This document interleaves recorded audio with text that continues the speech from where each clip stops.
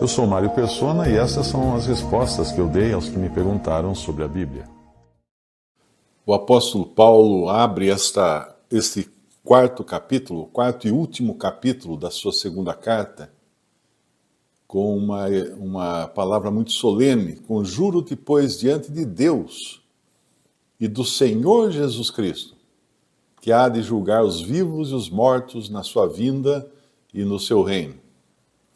Nós temos que lembrar sempre que um crente em Cristo, aquele que foi salvo por Cristo, não será julgado. Né? Como fala lá em João, quem ouve a minha palavra e crê naquele que me enviou tem a vida eterna, não entrará em juízo ou em julgamento, mas passou da morte para a vida. Então é um fato seguro que o cristão não será julgado. Os que serão julgados serão os perdidos, porque o salvo vai ser julgado de quê? Não é? Se já tivermos os nossos pecados perdoados, eles não serão trazidos à tona novamente para o Senhor decidir se nós vamos ou não entrar no céu.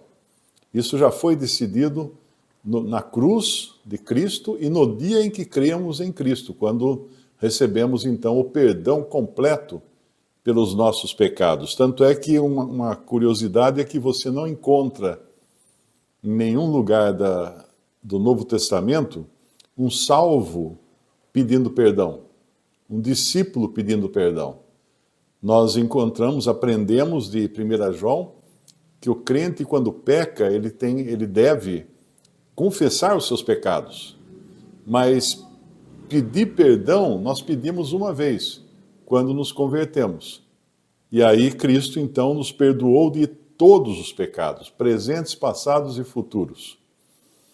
Então, esse julgamento dos vivos e dos mortos, certamente não é um em que nós entraremos. Porém, os cristãos entrarão sim num tribunal, que é o tribunal de Cristo. O tribunal de Cristo não é um julgamento do cristão, ele é um julgamento das suas obras, para apreciar o que ele fez enquanto estava aqui na terra, e então ele receberá galardão ou recompensa de acordo com as suas obras. Mas isso não põe em risco a sua salvação.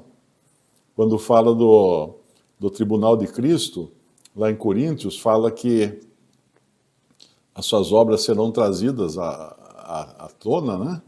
E ele será provado, elas serão provadas como que pelo fogo, para ver se são madeira, feno, palha, ouro, prata, e se não sobrar nada, ainda assim o crente será salvo como que pelo fogo, vamos dizer assim, de raspão, né? Será salvo chamuscado, mas ele próprio não terá condenação, as suas obras sim. É como quando você tem um concurso de obras de arte, o que é julgado ali pelos juízes de um concurso de obra de arte, de uma exposição, não é a pessoa, mas as suas obras, os seus quadros ou as suas esculturas. E quando ele começa esse quarto capítulo, ele insiste que é o último capítulo, a última carta de Paulo, o último capítulo da última carta, e ele dá uma exortação muito importante, no versículo 2 de 2 Timóteo 4, que pregues a palavra, instes ou insistas a tempo e fora de tempo, redarguas, repreendas, exortes com toda longanimidade ou paciência e doutrina e ensino. Então não é algo para pregar simplesmente da cabeça, não é? É tudo com base e fundamento na doutrina, na sã doutrina dos apóstolos. Vamos ver se nós temos uma outra tradução aqui, diferente. Prega a palavra, insta, quer seja oportuno, quer não, corrige, repreende, exorta com toda longanimidade e doutrina. Vejamos outra aqui. Convence, repreende, exorta com toda paciência e doutrina. Prega a palavra, inste, oportuna e importunamente, repreende, ameaça, exorta com toda paciência e empenho de instruir. Então, basicamente, todas as versões batem quando traduz o que Paulo falou aqui. Então, o capítulo 3 vem dando o respaldo, vamos dizer assim, criando a base para aquilo que ele vai falar no capítulo 4. Prega o Evangelho, prega o Evangelho. Como pregar o Evangelho? Primeiro, tendo a preparação do capítulo 3, versículo 14. Permanece naquilo que aprendestes. Ou seja, não abra mão do que aprendestes. Então, aqui é importante lembrar que quando nós pregamos o Evangelho, nós não chegamos simplesmente tirando ideias da cabeça e tal, porque nós passamos por um aprendizado, por um tempo de aprendendo da palavra com irmãos, aprendendo da palavra diretamente da Bíblia, com literatura, boa, sã doutrina de literatura. Permanece naquilo que aprendesse e de que fosse inteirado. Deixa eu ver uma outra tradução aqui. Tem uma outra que diz: e de que tens a certeza. Persevera nas coisas que aprendeste e de que tens a certeza. É esse o significado de inteirado, né? Você abraça aquilo, você tem certeza do que você vai falar. Tanto é que quando chega um pentecostal e quer discutir a respeito de salvação, tal, eu pergunto sempre, eu falo, escuta, se você morrer agora, para onde você vai? Deus sabe, né? Eu não sei, Deus sabe. Só Deus que sabe, não sei o quê. Eu falo, amigo, então vamos fazer o seguinte, antes de você continuar saindo por aí pregando o evangelho, desse evangelho que você está pregando, que para começar está errado, porque é um evangelho misturado de fé com obras, procure ter certeza da sua salvação. Como é que você quer vender uma coisa que você mesmo não tem certeza? Imagina você vendendo um carro, chegar para mim, Mário, tem um carro aqui maravilhoso para vender você, e esse carro funciona bem? Eu não sei direito, não tenho certeza se funciona bem. Amigo, primeiro vai experimentar, vai descobrir para você se é bom realmente para você, depois você vem me falar. Não adianta você pregar um evangelho que você mesmo não tem certeza se ele funciona. Crê em Jesus, será salvo, você salvo mesmo. Não, mas aí tem que ir na igreja, você tem que dar o dízimo, você tem que fazer isso, tem que fazer aquilo outro, tem que...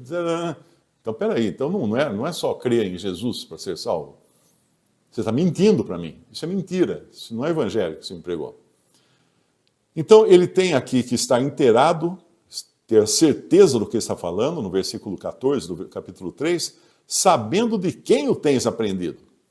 Isso aqui é muito importante, nós procurarmos saber de quem nós estamos aprendendo. Quando alguém me manda algum vídeo, eu não vejo o vídeo, eu vejo o canal.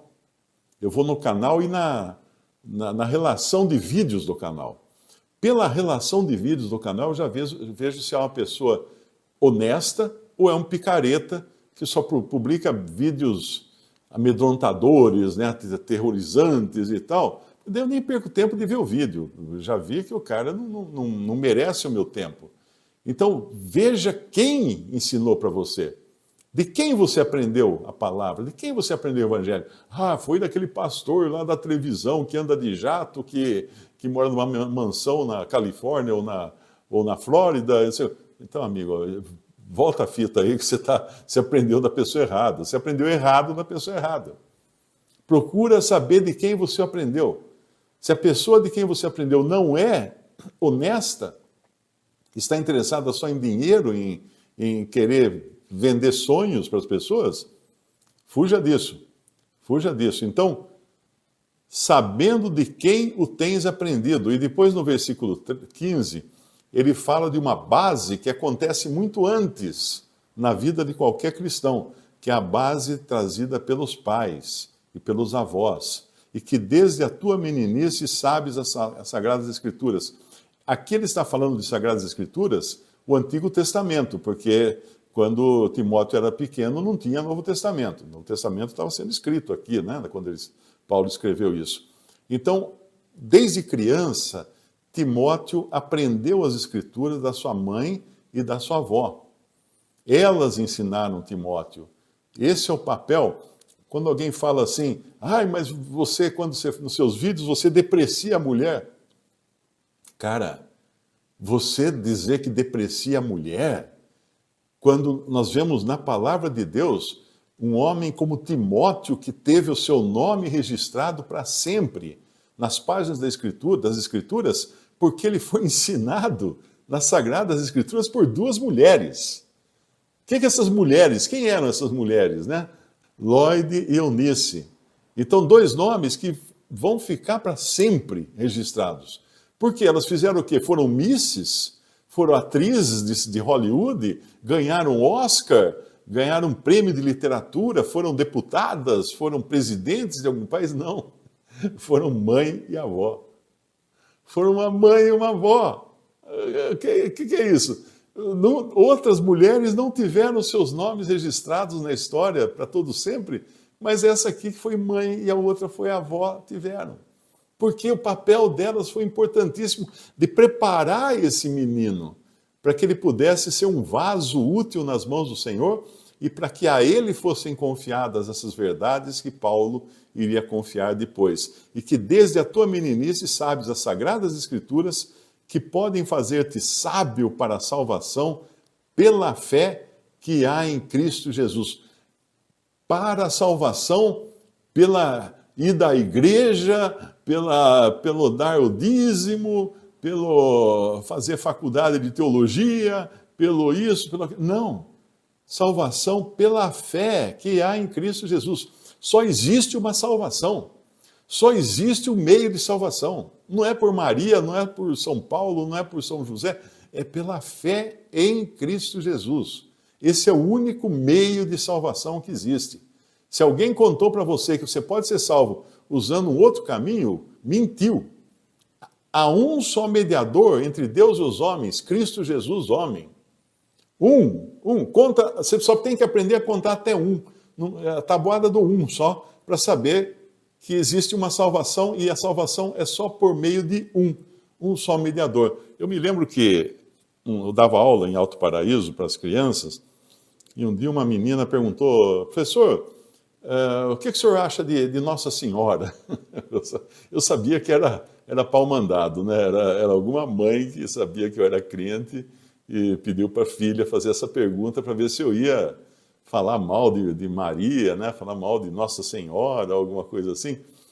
Aí eu peguei, presta sua caneta, né? Peguei a caneta dela, daí saí pela classe pegando caneta de todos os meninos e meninas, peguei um maço de caneta. Aí eu cheguei na carteira dela, dei a caneta dela de volta, falei assim: escreve seu nome no caderno.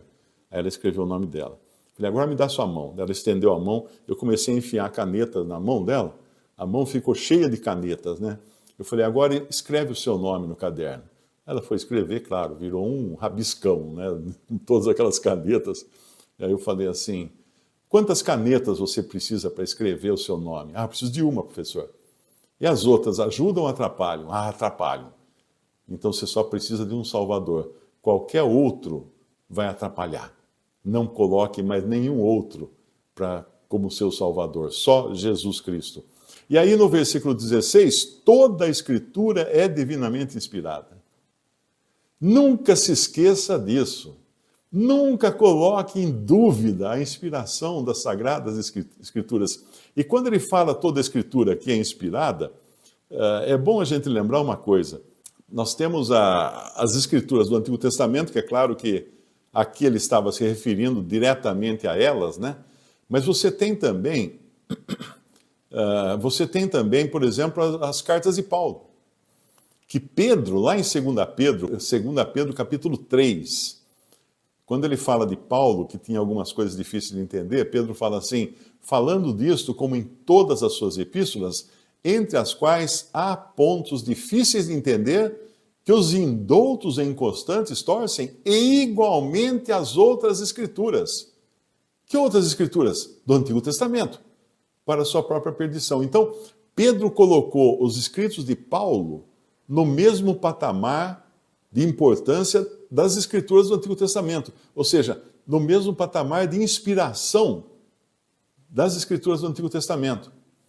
E quando nós vemos, por exemplo, lá em 1 Timóteo capítulo 5, versículo 18, Paulo escreveu assim: porque diz a Escritura não ligarás a boca ao boi que debulha, e digno é o obreiro do seu salário. Onde está isso no Antigo Testamento? Não está.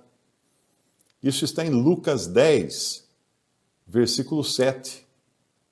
E ficai na mesma casa, comendo e bebendo, do que eles tiverem, pois digno é o obreiro do seu salário. Não andeis de casa em casa. Então, na realidade, aqui, Paulo estava dando a Lucas, colocando o selo de escritura naquilo que Lucas escreveu no Evangelho. Então, assim também podemos entender que os Evangelhos fazem parte do cânon das Escrituras. E, mais uma vez, lá em 2 Pedro, capítulo 1, versículo 20, ele escreve assim: sabendo primeiramente isto, que nenhuma profecia da Escritura é de particular interpretação, porque a profecia nunca foi produzida por vontade de homem algum, mas os homens santos de Deus falaram inspirados pelo Espírito Santo. O que ele quis dizer aqui? O Espírito Santo, quando inspirava um escritor das Escrituras para escrever, não é que ele trouxesse ideias e depois esse escritor interpretasse do jeito dele e fizesse a vontade dele a interpretação. Não. Ele tinha que escrever palavra por palavra. Porque foi isso que Paulo também escreveu em 1 Coríntios 2, versículo 13, quando ele explica assim das coisas que o Espírito revelava, ele fala assim: as quais coisas também falamos, não com palavras de sabedoria humana, mas com as palavras, subentendido aí, que o Espírito Santo ensina, comparando as coisas espirituais com as coisas espirituais. Então, as Escrituras chegaram até nós palavra por palavra. Palavra por palavra. Então, quando ele dá esse final do capítulo 3 aqui, ele coloca as bases de 2 Timóteo, capítulo 3, ele coloca as bases, os fundamentos, os alicerces para aquilo que o crente vai fazer no capítulo 4, porque o último versículo do capítulo 3 é 3,17, para que o homem de Deus seja perfeito e perfeitamente instruído, para quê? Para toda boa obra. E que boa obra vai ser essa? Nós vamos encontrar no capítulo 4, começando no versículo 2, que pregues a palavra, instes a tempo e fora de tempo, redarguas, repreendas, exortes com toda a longanimidade, toda a paciência e doutrina. Para essa tarefa, Paulo deu lá as bases. Visite o canal Respondidas no YouTube. Também respondi.com.br e 3minutos.net. Baixe os livros e o aplicativo.